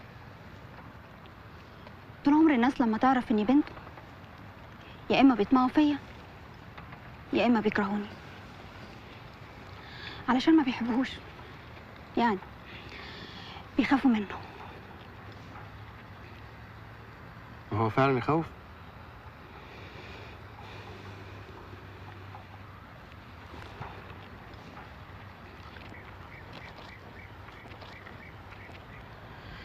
كنت عايشة مع ماما الله يرحمها، كانوا منفصلين. كان في دايما بينهم خلافات بسبب طريقته في تربية أخويا اللي عمره ما عمل حاجة صح. كنت بشوفه في الأعياد والمناسبات، كان دايما مشغول. عمر أيا كان اللي بسمعه عنه هو برضه ابويا اللي بحبه وبحترمه.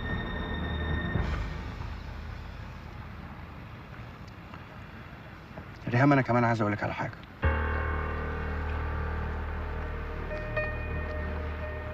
انا عجايب بيكي زاد. يلا نمشي من هنا. يا متر صدقني والدنا مش وش بهدله، وقضيه الاتجار دي متلفقه ظلم. المشكله كلها في الحرز اللي اتمسك بيه. طب سايق عليك النبي يا متر، ما تعرفش حد يخلص لينا الحكايه دي وهتبقى ليك الحلاوه. وانت عارف يعني احنا حلاوتنا كبيره جديه. انا عايزك تطمن خالص، بس ثانيه واحده اعمل تليفون.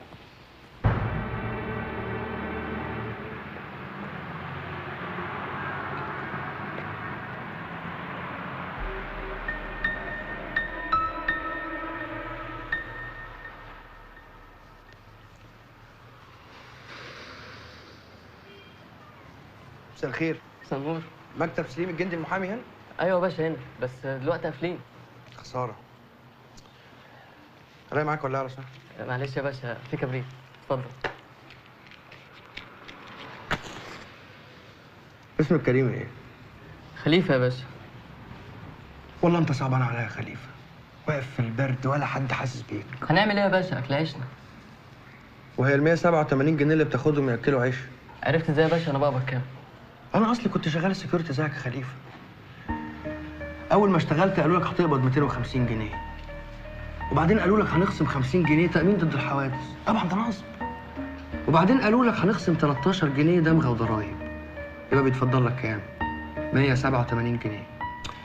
انا عشت في الغلب ده كتير يا خليفه.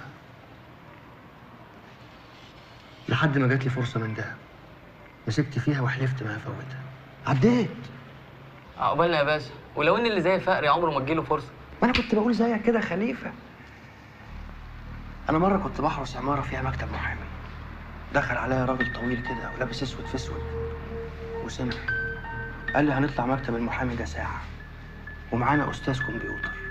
هناخد حاجه من على الجهاز ولا من شاف ولا من دري ومن غير حتى ما نكسر باب ولا مفتاح. وهنديك 5000 جنيه بس لو اتكلمت هنديك في اسنانك. قلت ايه؟ في ايه يا باشا؟ خليهم 10. انا اصلا حبيتك قوي يا خليفه.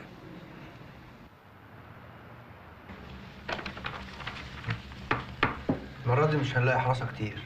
محدش يعرف ان الشركه دي بتاعت صلاح المنوفي من الباطن. انا ده مش قلقني، اللي قلقني حكايه الفيلا دي. هنعملها ازاي؟ لازم نعملها يا سيد. دي العمليه اللي هتخلي صلاح المنوفي يتاكد ان كمال ابو العزم ورا كل اللي بيحصل.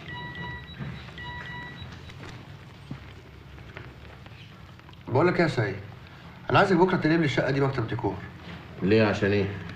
يعني في ظروف مش هتخليني العب بكارت البت ريهام الفتره الجايه. واكيد هتسال عليا. انتوا ناسيين ان هي شافت عنواني في البطاقه ولا ايه؟ بس البت دي اتعلقت بيك على الاخر. انت بتراقبني ولا ايه يا سيد؟ معقول يا حوده؟ احنا بنطمن عليك. لا اطمن يا اخويا وطمن الباشا، انا عارف انا بعمل ايه. عيب يا سيد. المهم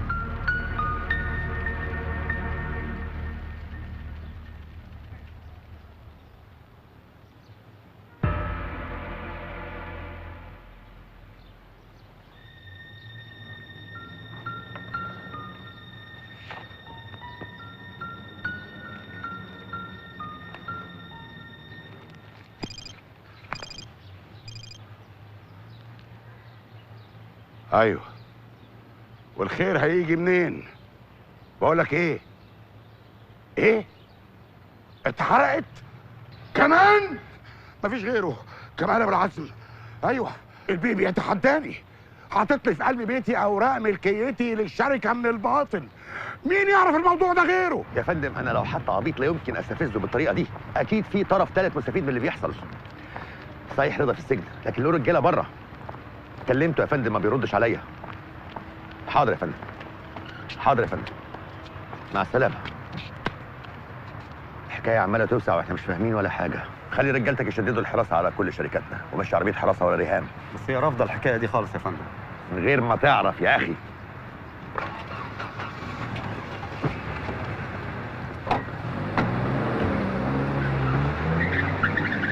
يعني في نفس الاسبوع يا حاج اتحرق له شركتين.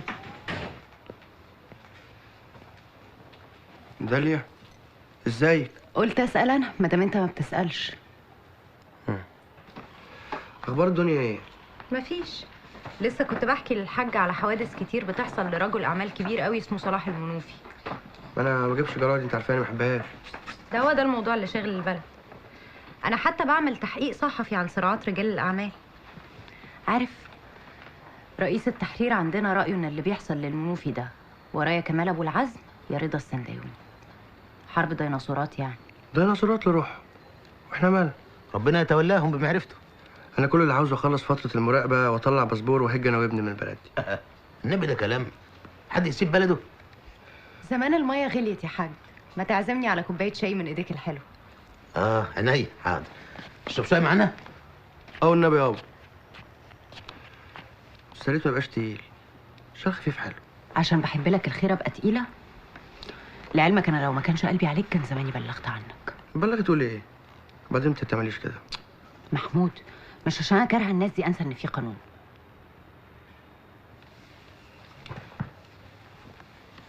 خدت حقك بالقانون. معلش اتاخرت عليك في موضوع الصعايده دول، بس انت عارف اللبش اللي كنا فيه. ما انا ما رضيتش استعجلك بس الناس كانت دماغي. عموما انا عملت كل الاحتياطات وسالت عليهم. هو فعلا ابنهم اول مره يتمسك في قضيه اتجار. هي الكميه كانت تعاطي بس القضيه اتعملت اتجار. طب الحكايه سهله يعني. بس الرقم اللي بيكلموا فيه سامحني يعني كلام فارغ. طب خلينا نرجع لهم، بس قول لي انت طالب كام بالظبط؟ اللي تشوفه يا متر، احنا خلاص كنا مع بعض عيش وارانب.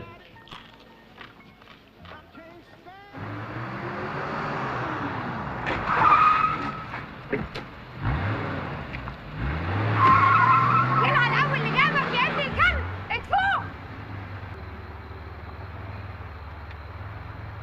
مساء الخير. مساء النور يا عينيا، اوامرك.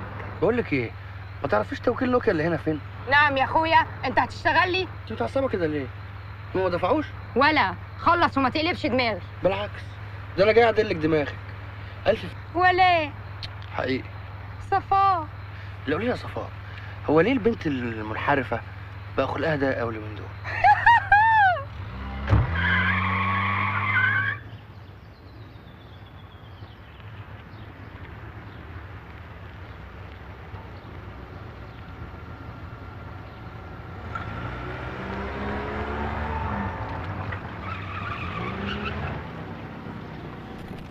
بابا احنا رايحين فين يا بابا؟ احنا هوديك النادي، هنزلك حاجه اسمها البسين. بسيم يا جاهل، اسمه بسين ده يعني مختص، تقدر تقول طشت كبير بيحطوا فيه العيال الصغيره يعوموا وجوه البسين. يلا يا مصطفى الله يرضى عليك، يلا يرضى.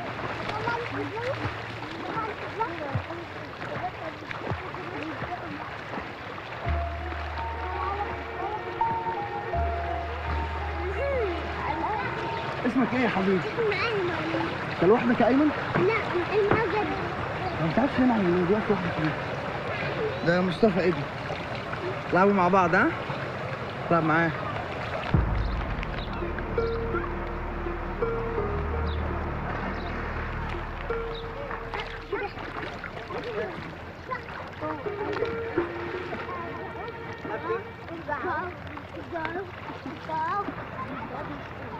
ايه باي باي يا عم. باي باي يا حبيب عم.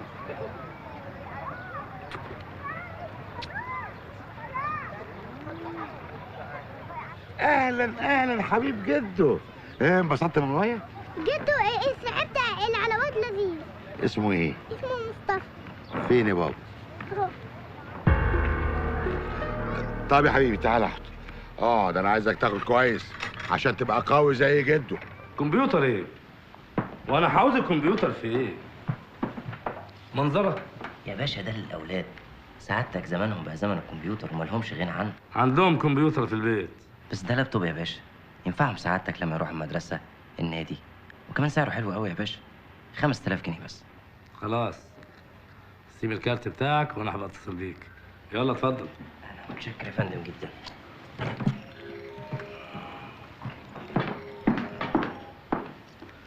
صباح الفل يا سليم بيه.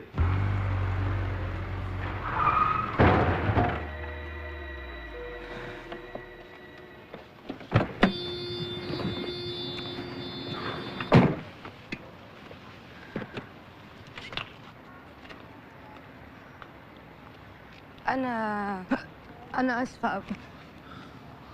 لا ولا يهمك. ايه ده؟ ده انت ضايعه خالص. هو حصل حاجة؟ لا كل خير كل خير. ما تيجي اوصلك؟ ما عربيتي. لا ما انا اخاف تسوقي وانت بالشكل ده، عايز اطمن عليكي. ما تخافيش، انا محامي محترم. وهترفع عليا قضية؟ ده انت اللي قضيه.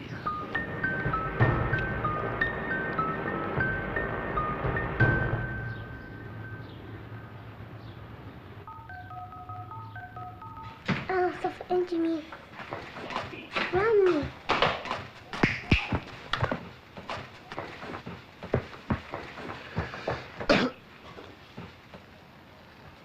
الو ريهام، ازيك؟ لا ده ابن اختي رد على التليفون. موجود والله، بس يعني كان عندي شويه مشاكل كده، ما كنتش عايز اضايقك. فين؟ 7 بالثانيه هكون عندك. اوكي باي.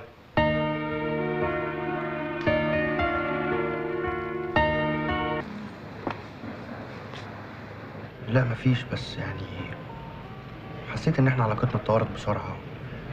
خفت. خفت؟ من ايه؟ عمر، احنا مجرد اتنين اتقابلوا واستريحوا لبعض. انا بقى خايف من الاستراحه لبعض دي. ريهام انا خارج من قصه حب ملخبطه، واضح ان انا مش هعرف انساها. ايوه يا فندم، هي في المطعم دلوقتي مع واحد ما نعرفوش. حاضر حاضر سعادتك. مفيش امل ترجعوا لبعض؟ لا مفيش امل، اصلها سابت البلد. مش ممكن تسافر لها؟ وانا بحاول اعمل كده. شيء جميل انك تبقى وافي للي بتحبها للدرجه دي. انا فخوره ان ليا صديق زيك. على فكره انا مش مؤمن ان في صداقه بين الراجل والست. انا مش عارفه انت ليه اتغيرت معايا للدرجه دي.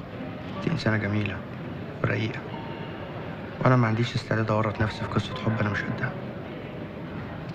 ما تزعليش مني يا ريهام. ممكن اطلب الشيك؟ ممكن. بس على فكره في ناس سالت على حضرتك من شويه.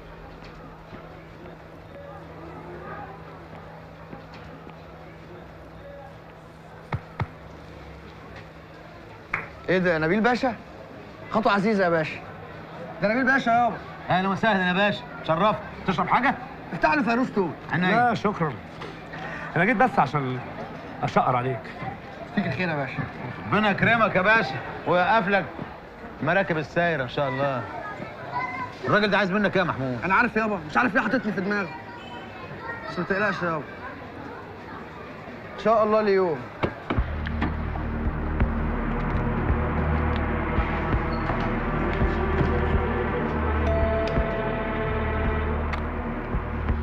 صباح الخير، الكرتونتين دول جايين للباشا. بتوع ايه دول؟ دول كمبيوتر وبرينتر مبعوتين لسيادته من الوزاره. طب ثانية لما ادالك لهاني. ماشي خديهم منه وما باجي اشوف ايه الحكايه. خلاص بقى. صباح الفل. تحياتي يا باشا. مش كنا نتقابل بعد صلاة الجمعة عشان نتغدى سوا؟ احنا عايزين نخش في الموضوع على طول احسن. احسن برضه. ادي الحرز وادي المحضر. افارم عليك، ما يجيبها الا رجالها.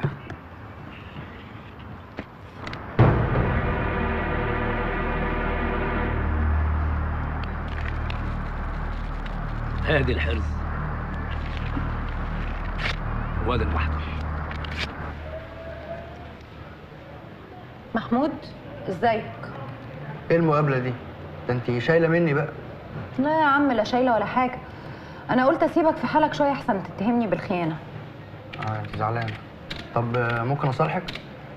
انا خارج انا والحاج ومصطفى، ما تيجي معانا؟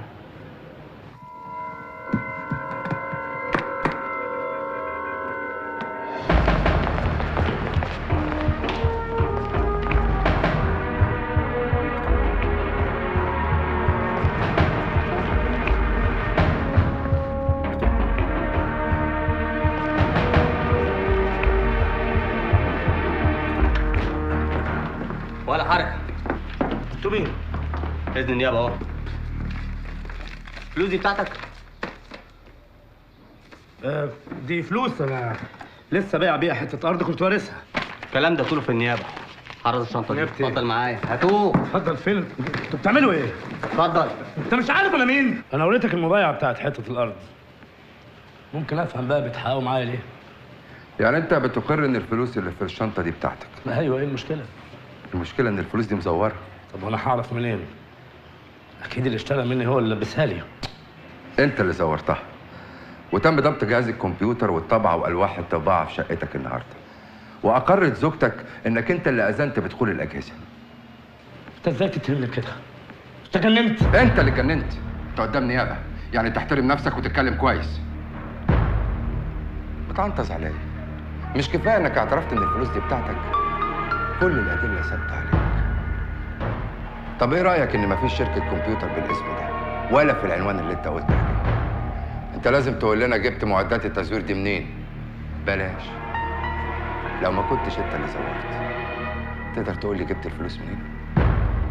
انت عارف من ساعه ما اتقبض عليك في كام بلاغ اتقدم ضدك؟ واضح ان حبايبك كتير. لازم تعرف ان زمايلنا في الداخليه حاطين عينيهم عليك من زمان، من ايام حادثه الجراج. قررنا حبس المتهم 21 يوم على ذمه التحقيق. انتوا مش حاسين باللي انا فيه. انتوا مسلطين عليا المساجين عشان يذلوني. سليم، انا لو وقعت مش هقع لوحدي، واخد بالك؟ ما تقلقش يا نبيل، احنا ابدا ما بننساش رجالتنا. هطلعك منها في الاستئناف.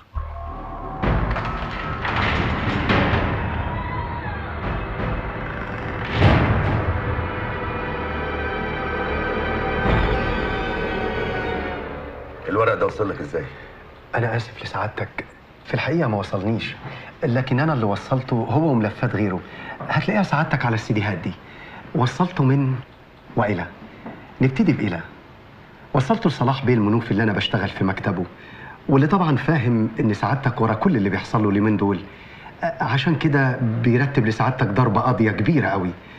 اما من فهو من سليم بيه، محامي سعادتك، واللي اعتقد ان هو الشخص الوحيد اللي عنده الورق ده غير سعادتك طبعا. وانت ايه مصلحتك تقول لي الكلام ده؟ لاني ببساطه ما لقيتش مصلحتي مع اللي مشغلني، عشان كده بتمنى الاقيها مع سعادتك.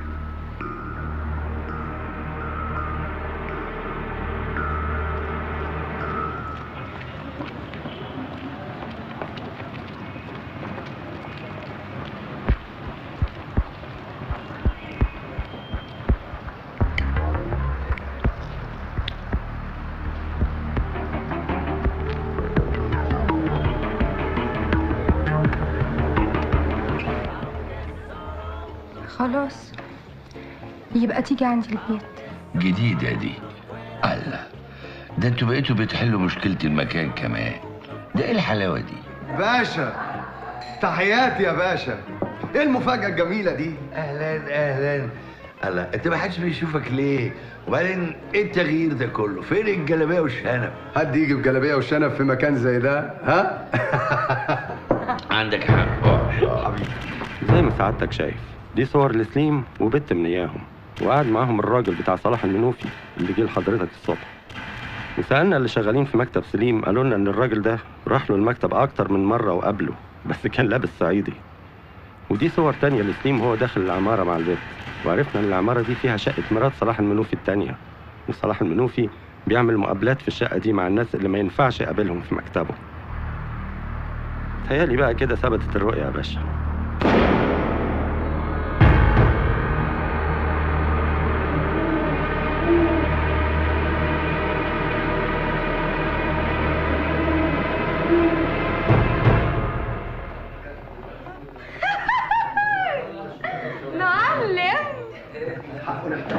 قشطه.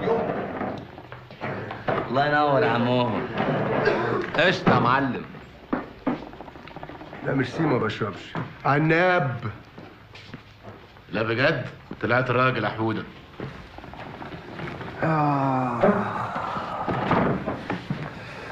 الله ينور يا رجاله. بس لسه بدري على الفرحه، مش عايزين ننسى نفسنا يا ابو السيد، وعايزين نخش على اللي بعده. لا الموضوع كده كبير قوي قوي، وبعدين اللي انت بتفكر فيه ده استحاله يحصل. انت معايا ولا عليا؟ يا محمود ما تغركش مكاسب اللعبه، اي لعبه وليها خساير. خسائر انا دفعتها خلاص يا داليا. لا تبقى غلطان لو افتكرت ان ده كل اللي ممكن تدفعه. نبيل وسليم حاجه وكمال ابو العزم حاجه تانية خالص. زمان كنت بسمع ابويا بيدعي دعاء ما فهمتوش الا دلوقتي. اللهم اضرب الظالمين بالظالمين وخرجنا منهم سالمين. قولي امين يا داليا. بس يا محمود صحيح انا ما عاشرتكش كتير، بس حبيت ابنك وابوك، حتى مراتك الله يرحمها اللي عمري ما شفتها حبيتها. نفسي بقى تنسى اللي فات وتفكر في مصطفى. انا بعمل كل ده عشان مصطفى. نفسي اطلع الواد ده راجل يعرف ياخد حقه من الدنيا وما يتضربش على قفاه. على فكره انا كنت ماشي جنب الحيط، حياتي باظت وبيتي اتخرب. سيبيني اجرب مره امشي في وسط الطريق. سلام يا محمود. داليا ما تخلينيش اندم في يوم ان انا وثقت فيكي.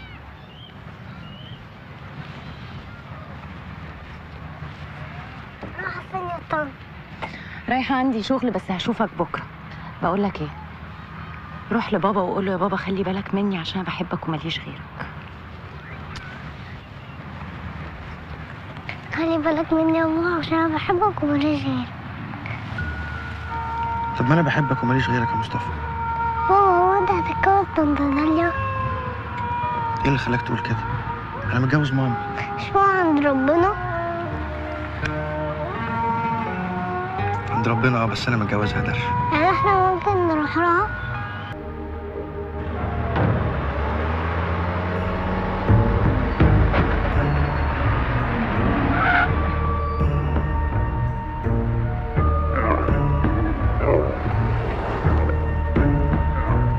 يعني ايه مش لاقي؟ ومين الواد اللي ركبت معاه العربيه ده؟ نفس الشاب بتاع المطعم. مطعم؟ مطعم ايه؟ مين الواد ده؟ احنا قدرنا نصوره المره دي على الموبايل يا فندم.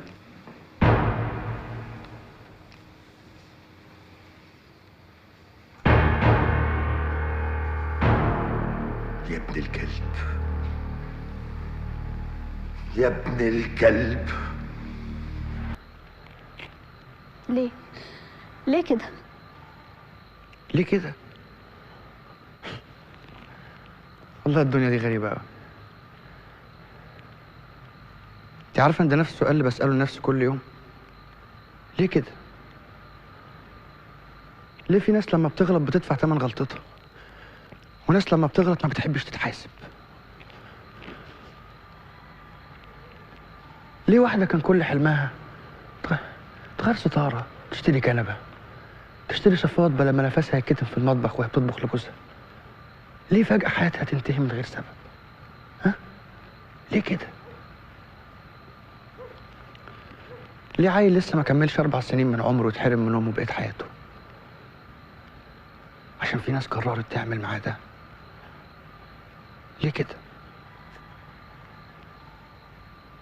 أنا عارف إن أنت مش زي أبوكي وإنك بني آدمة، ودي أكتر حاجة كرهتها فيكي. كان نفسي تطلع زيه، إنما لأ. إحنا بيوتنا تتخرب وحياتنا تبوظ وعيالنا تتيتم عشان أنتوا تعيشوا. ليه كده؟ ها؟ بعد عمر طويل هتقابلي واحدة اسمها منى. بسأليها ليه كده؟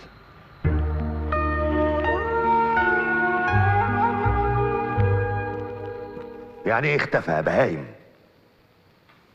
تجيبوا لي ابوه ده ايه؟ انا هعمل ايه بابوه؟ ابنه. جيبوا لي ابنه. ابنه هو اللي هجيبه. انت عارف يا ابني لو طلع كلامك مش مظبوط هيحصل لك ايه؟ في الاول انت عارف انت بتكلم مين؟ عارف سعادتك يا باشا، عشان كده انا جيت لحضرتك. انا مش قد اللعبه اللي كمال ابو العزم عايز يورطني فيها مع سعادتك.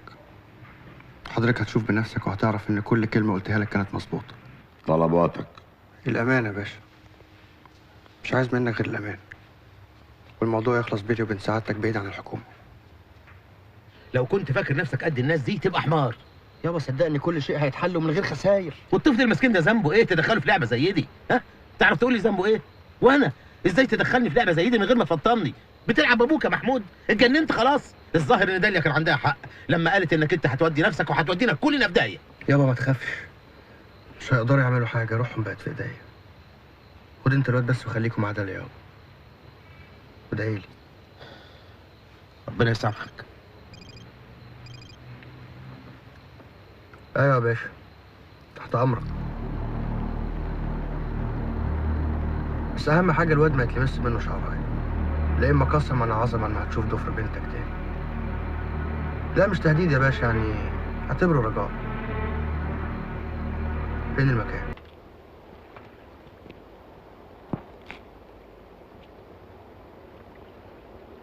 ريهام فين؟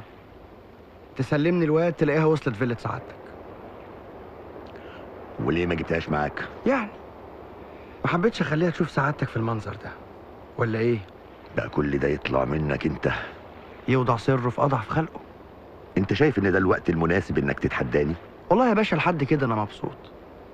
انا كسبت كتير، اكتر من كده ابقى طماع.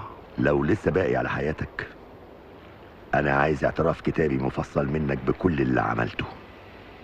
عايز اعرف مين اللي وراك، مين اللي ساعدك. وانا عايز الواد. هاتوا الولد.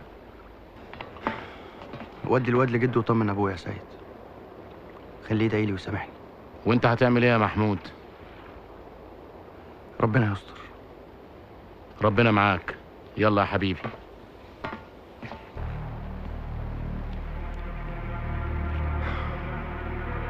انا تحت امرك يا باشا. هاتوا معايا في العربيه.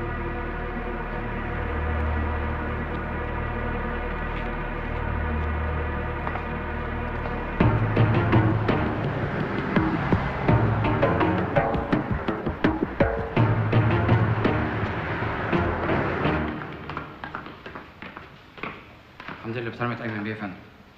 الحمد لله. خلي الرجاله يتحركوا. طب مش لما نخلص الواد محمود؟ مفيش محمود. انا لما اقول الرجاله يتحركوا ما اسمعش كلمه بعدها. 10 دقايق مفيش كمال ابو العزم على وش الارض.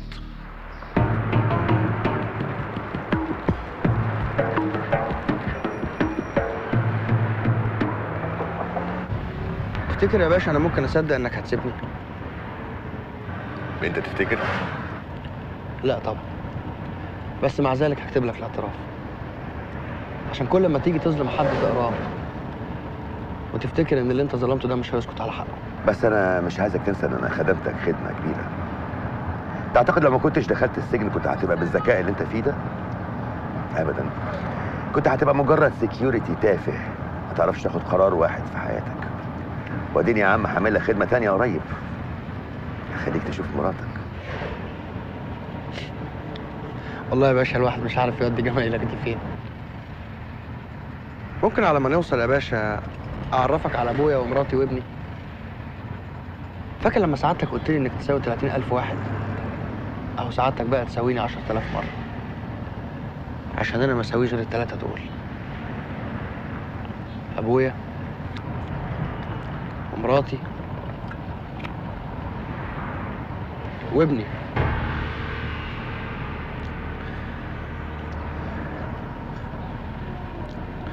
مين ده؟ ابني يا باشا. اللي انت خطفته ده حفيد صلاح المنوفي، ورجالته صوروك وانت بتسلمني الواد، واكيد زمانه صدق ان انت ورا كل اللي بيحصل له دوت، وانك خطفت حفيده وكلفتني اطلب منه 10 مليون جنيه فديه. تفتكر انت لو مكانه تعمل ايه يا باشا؟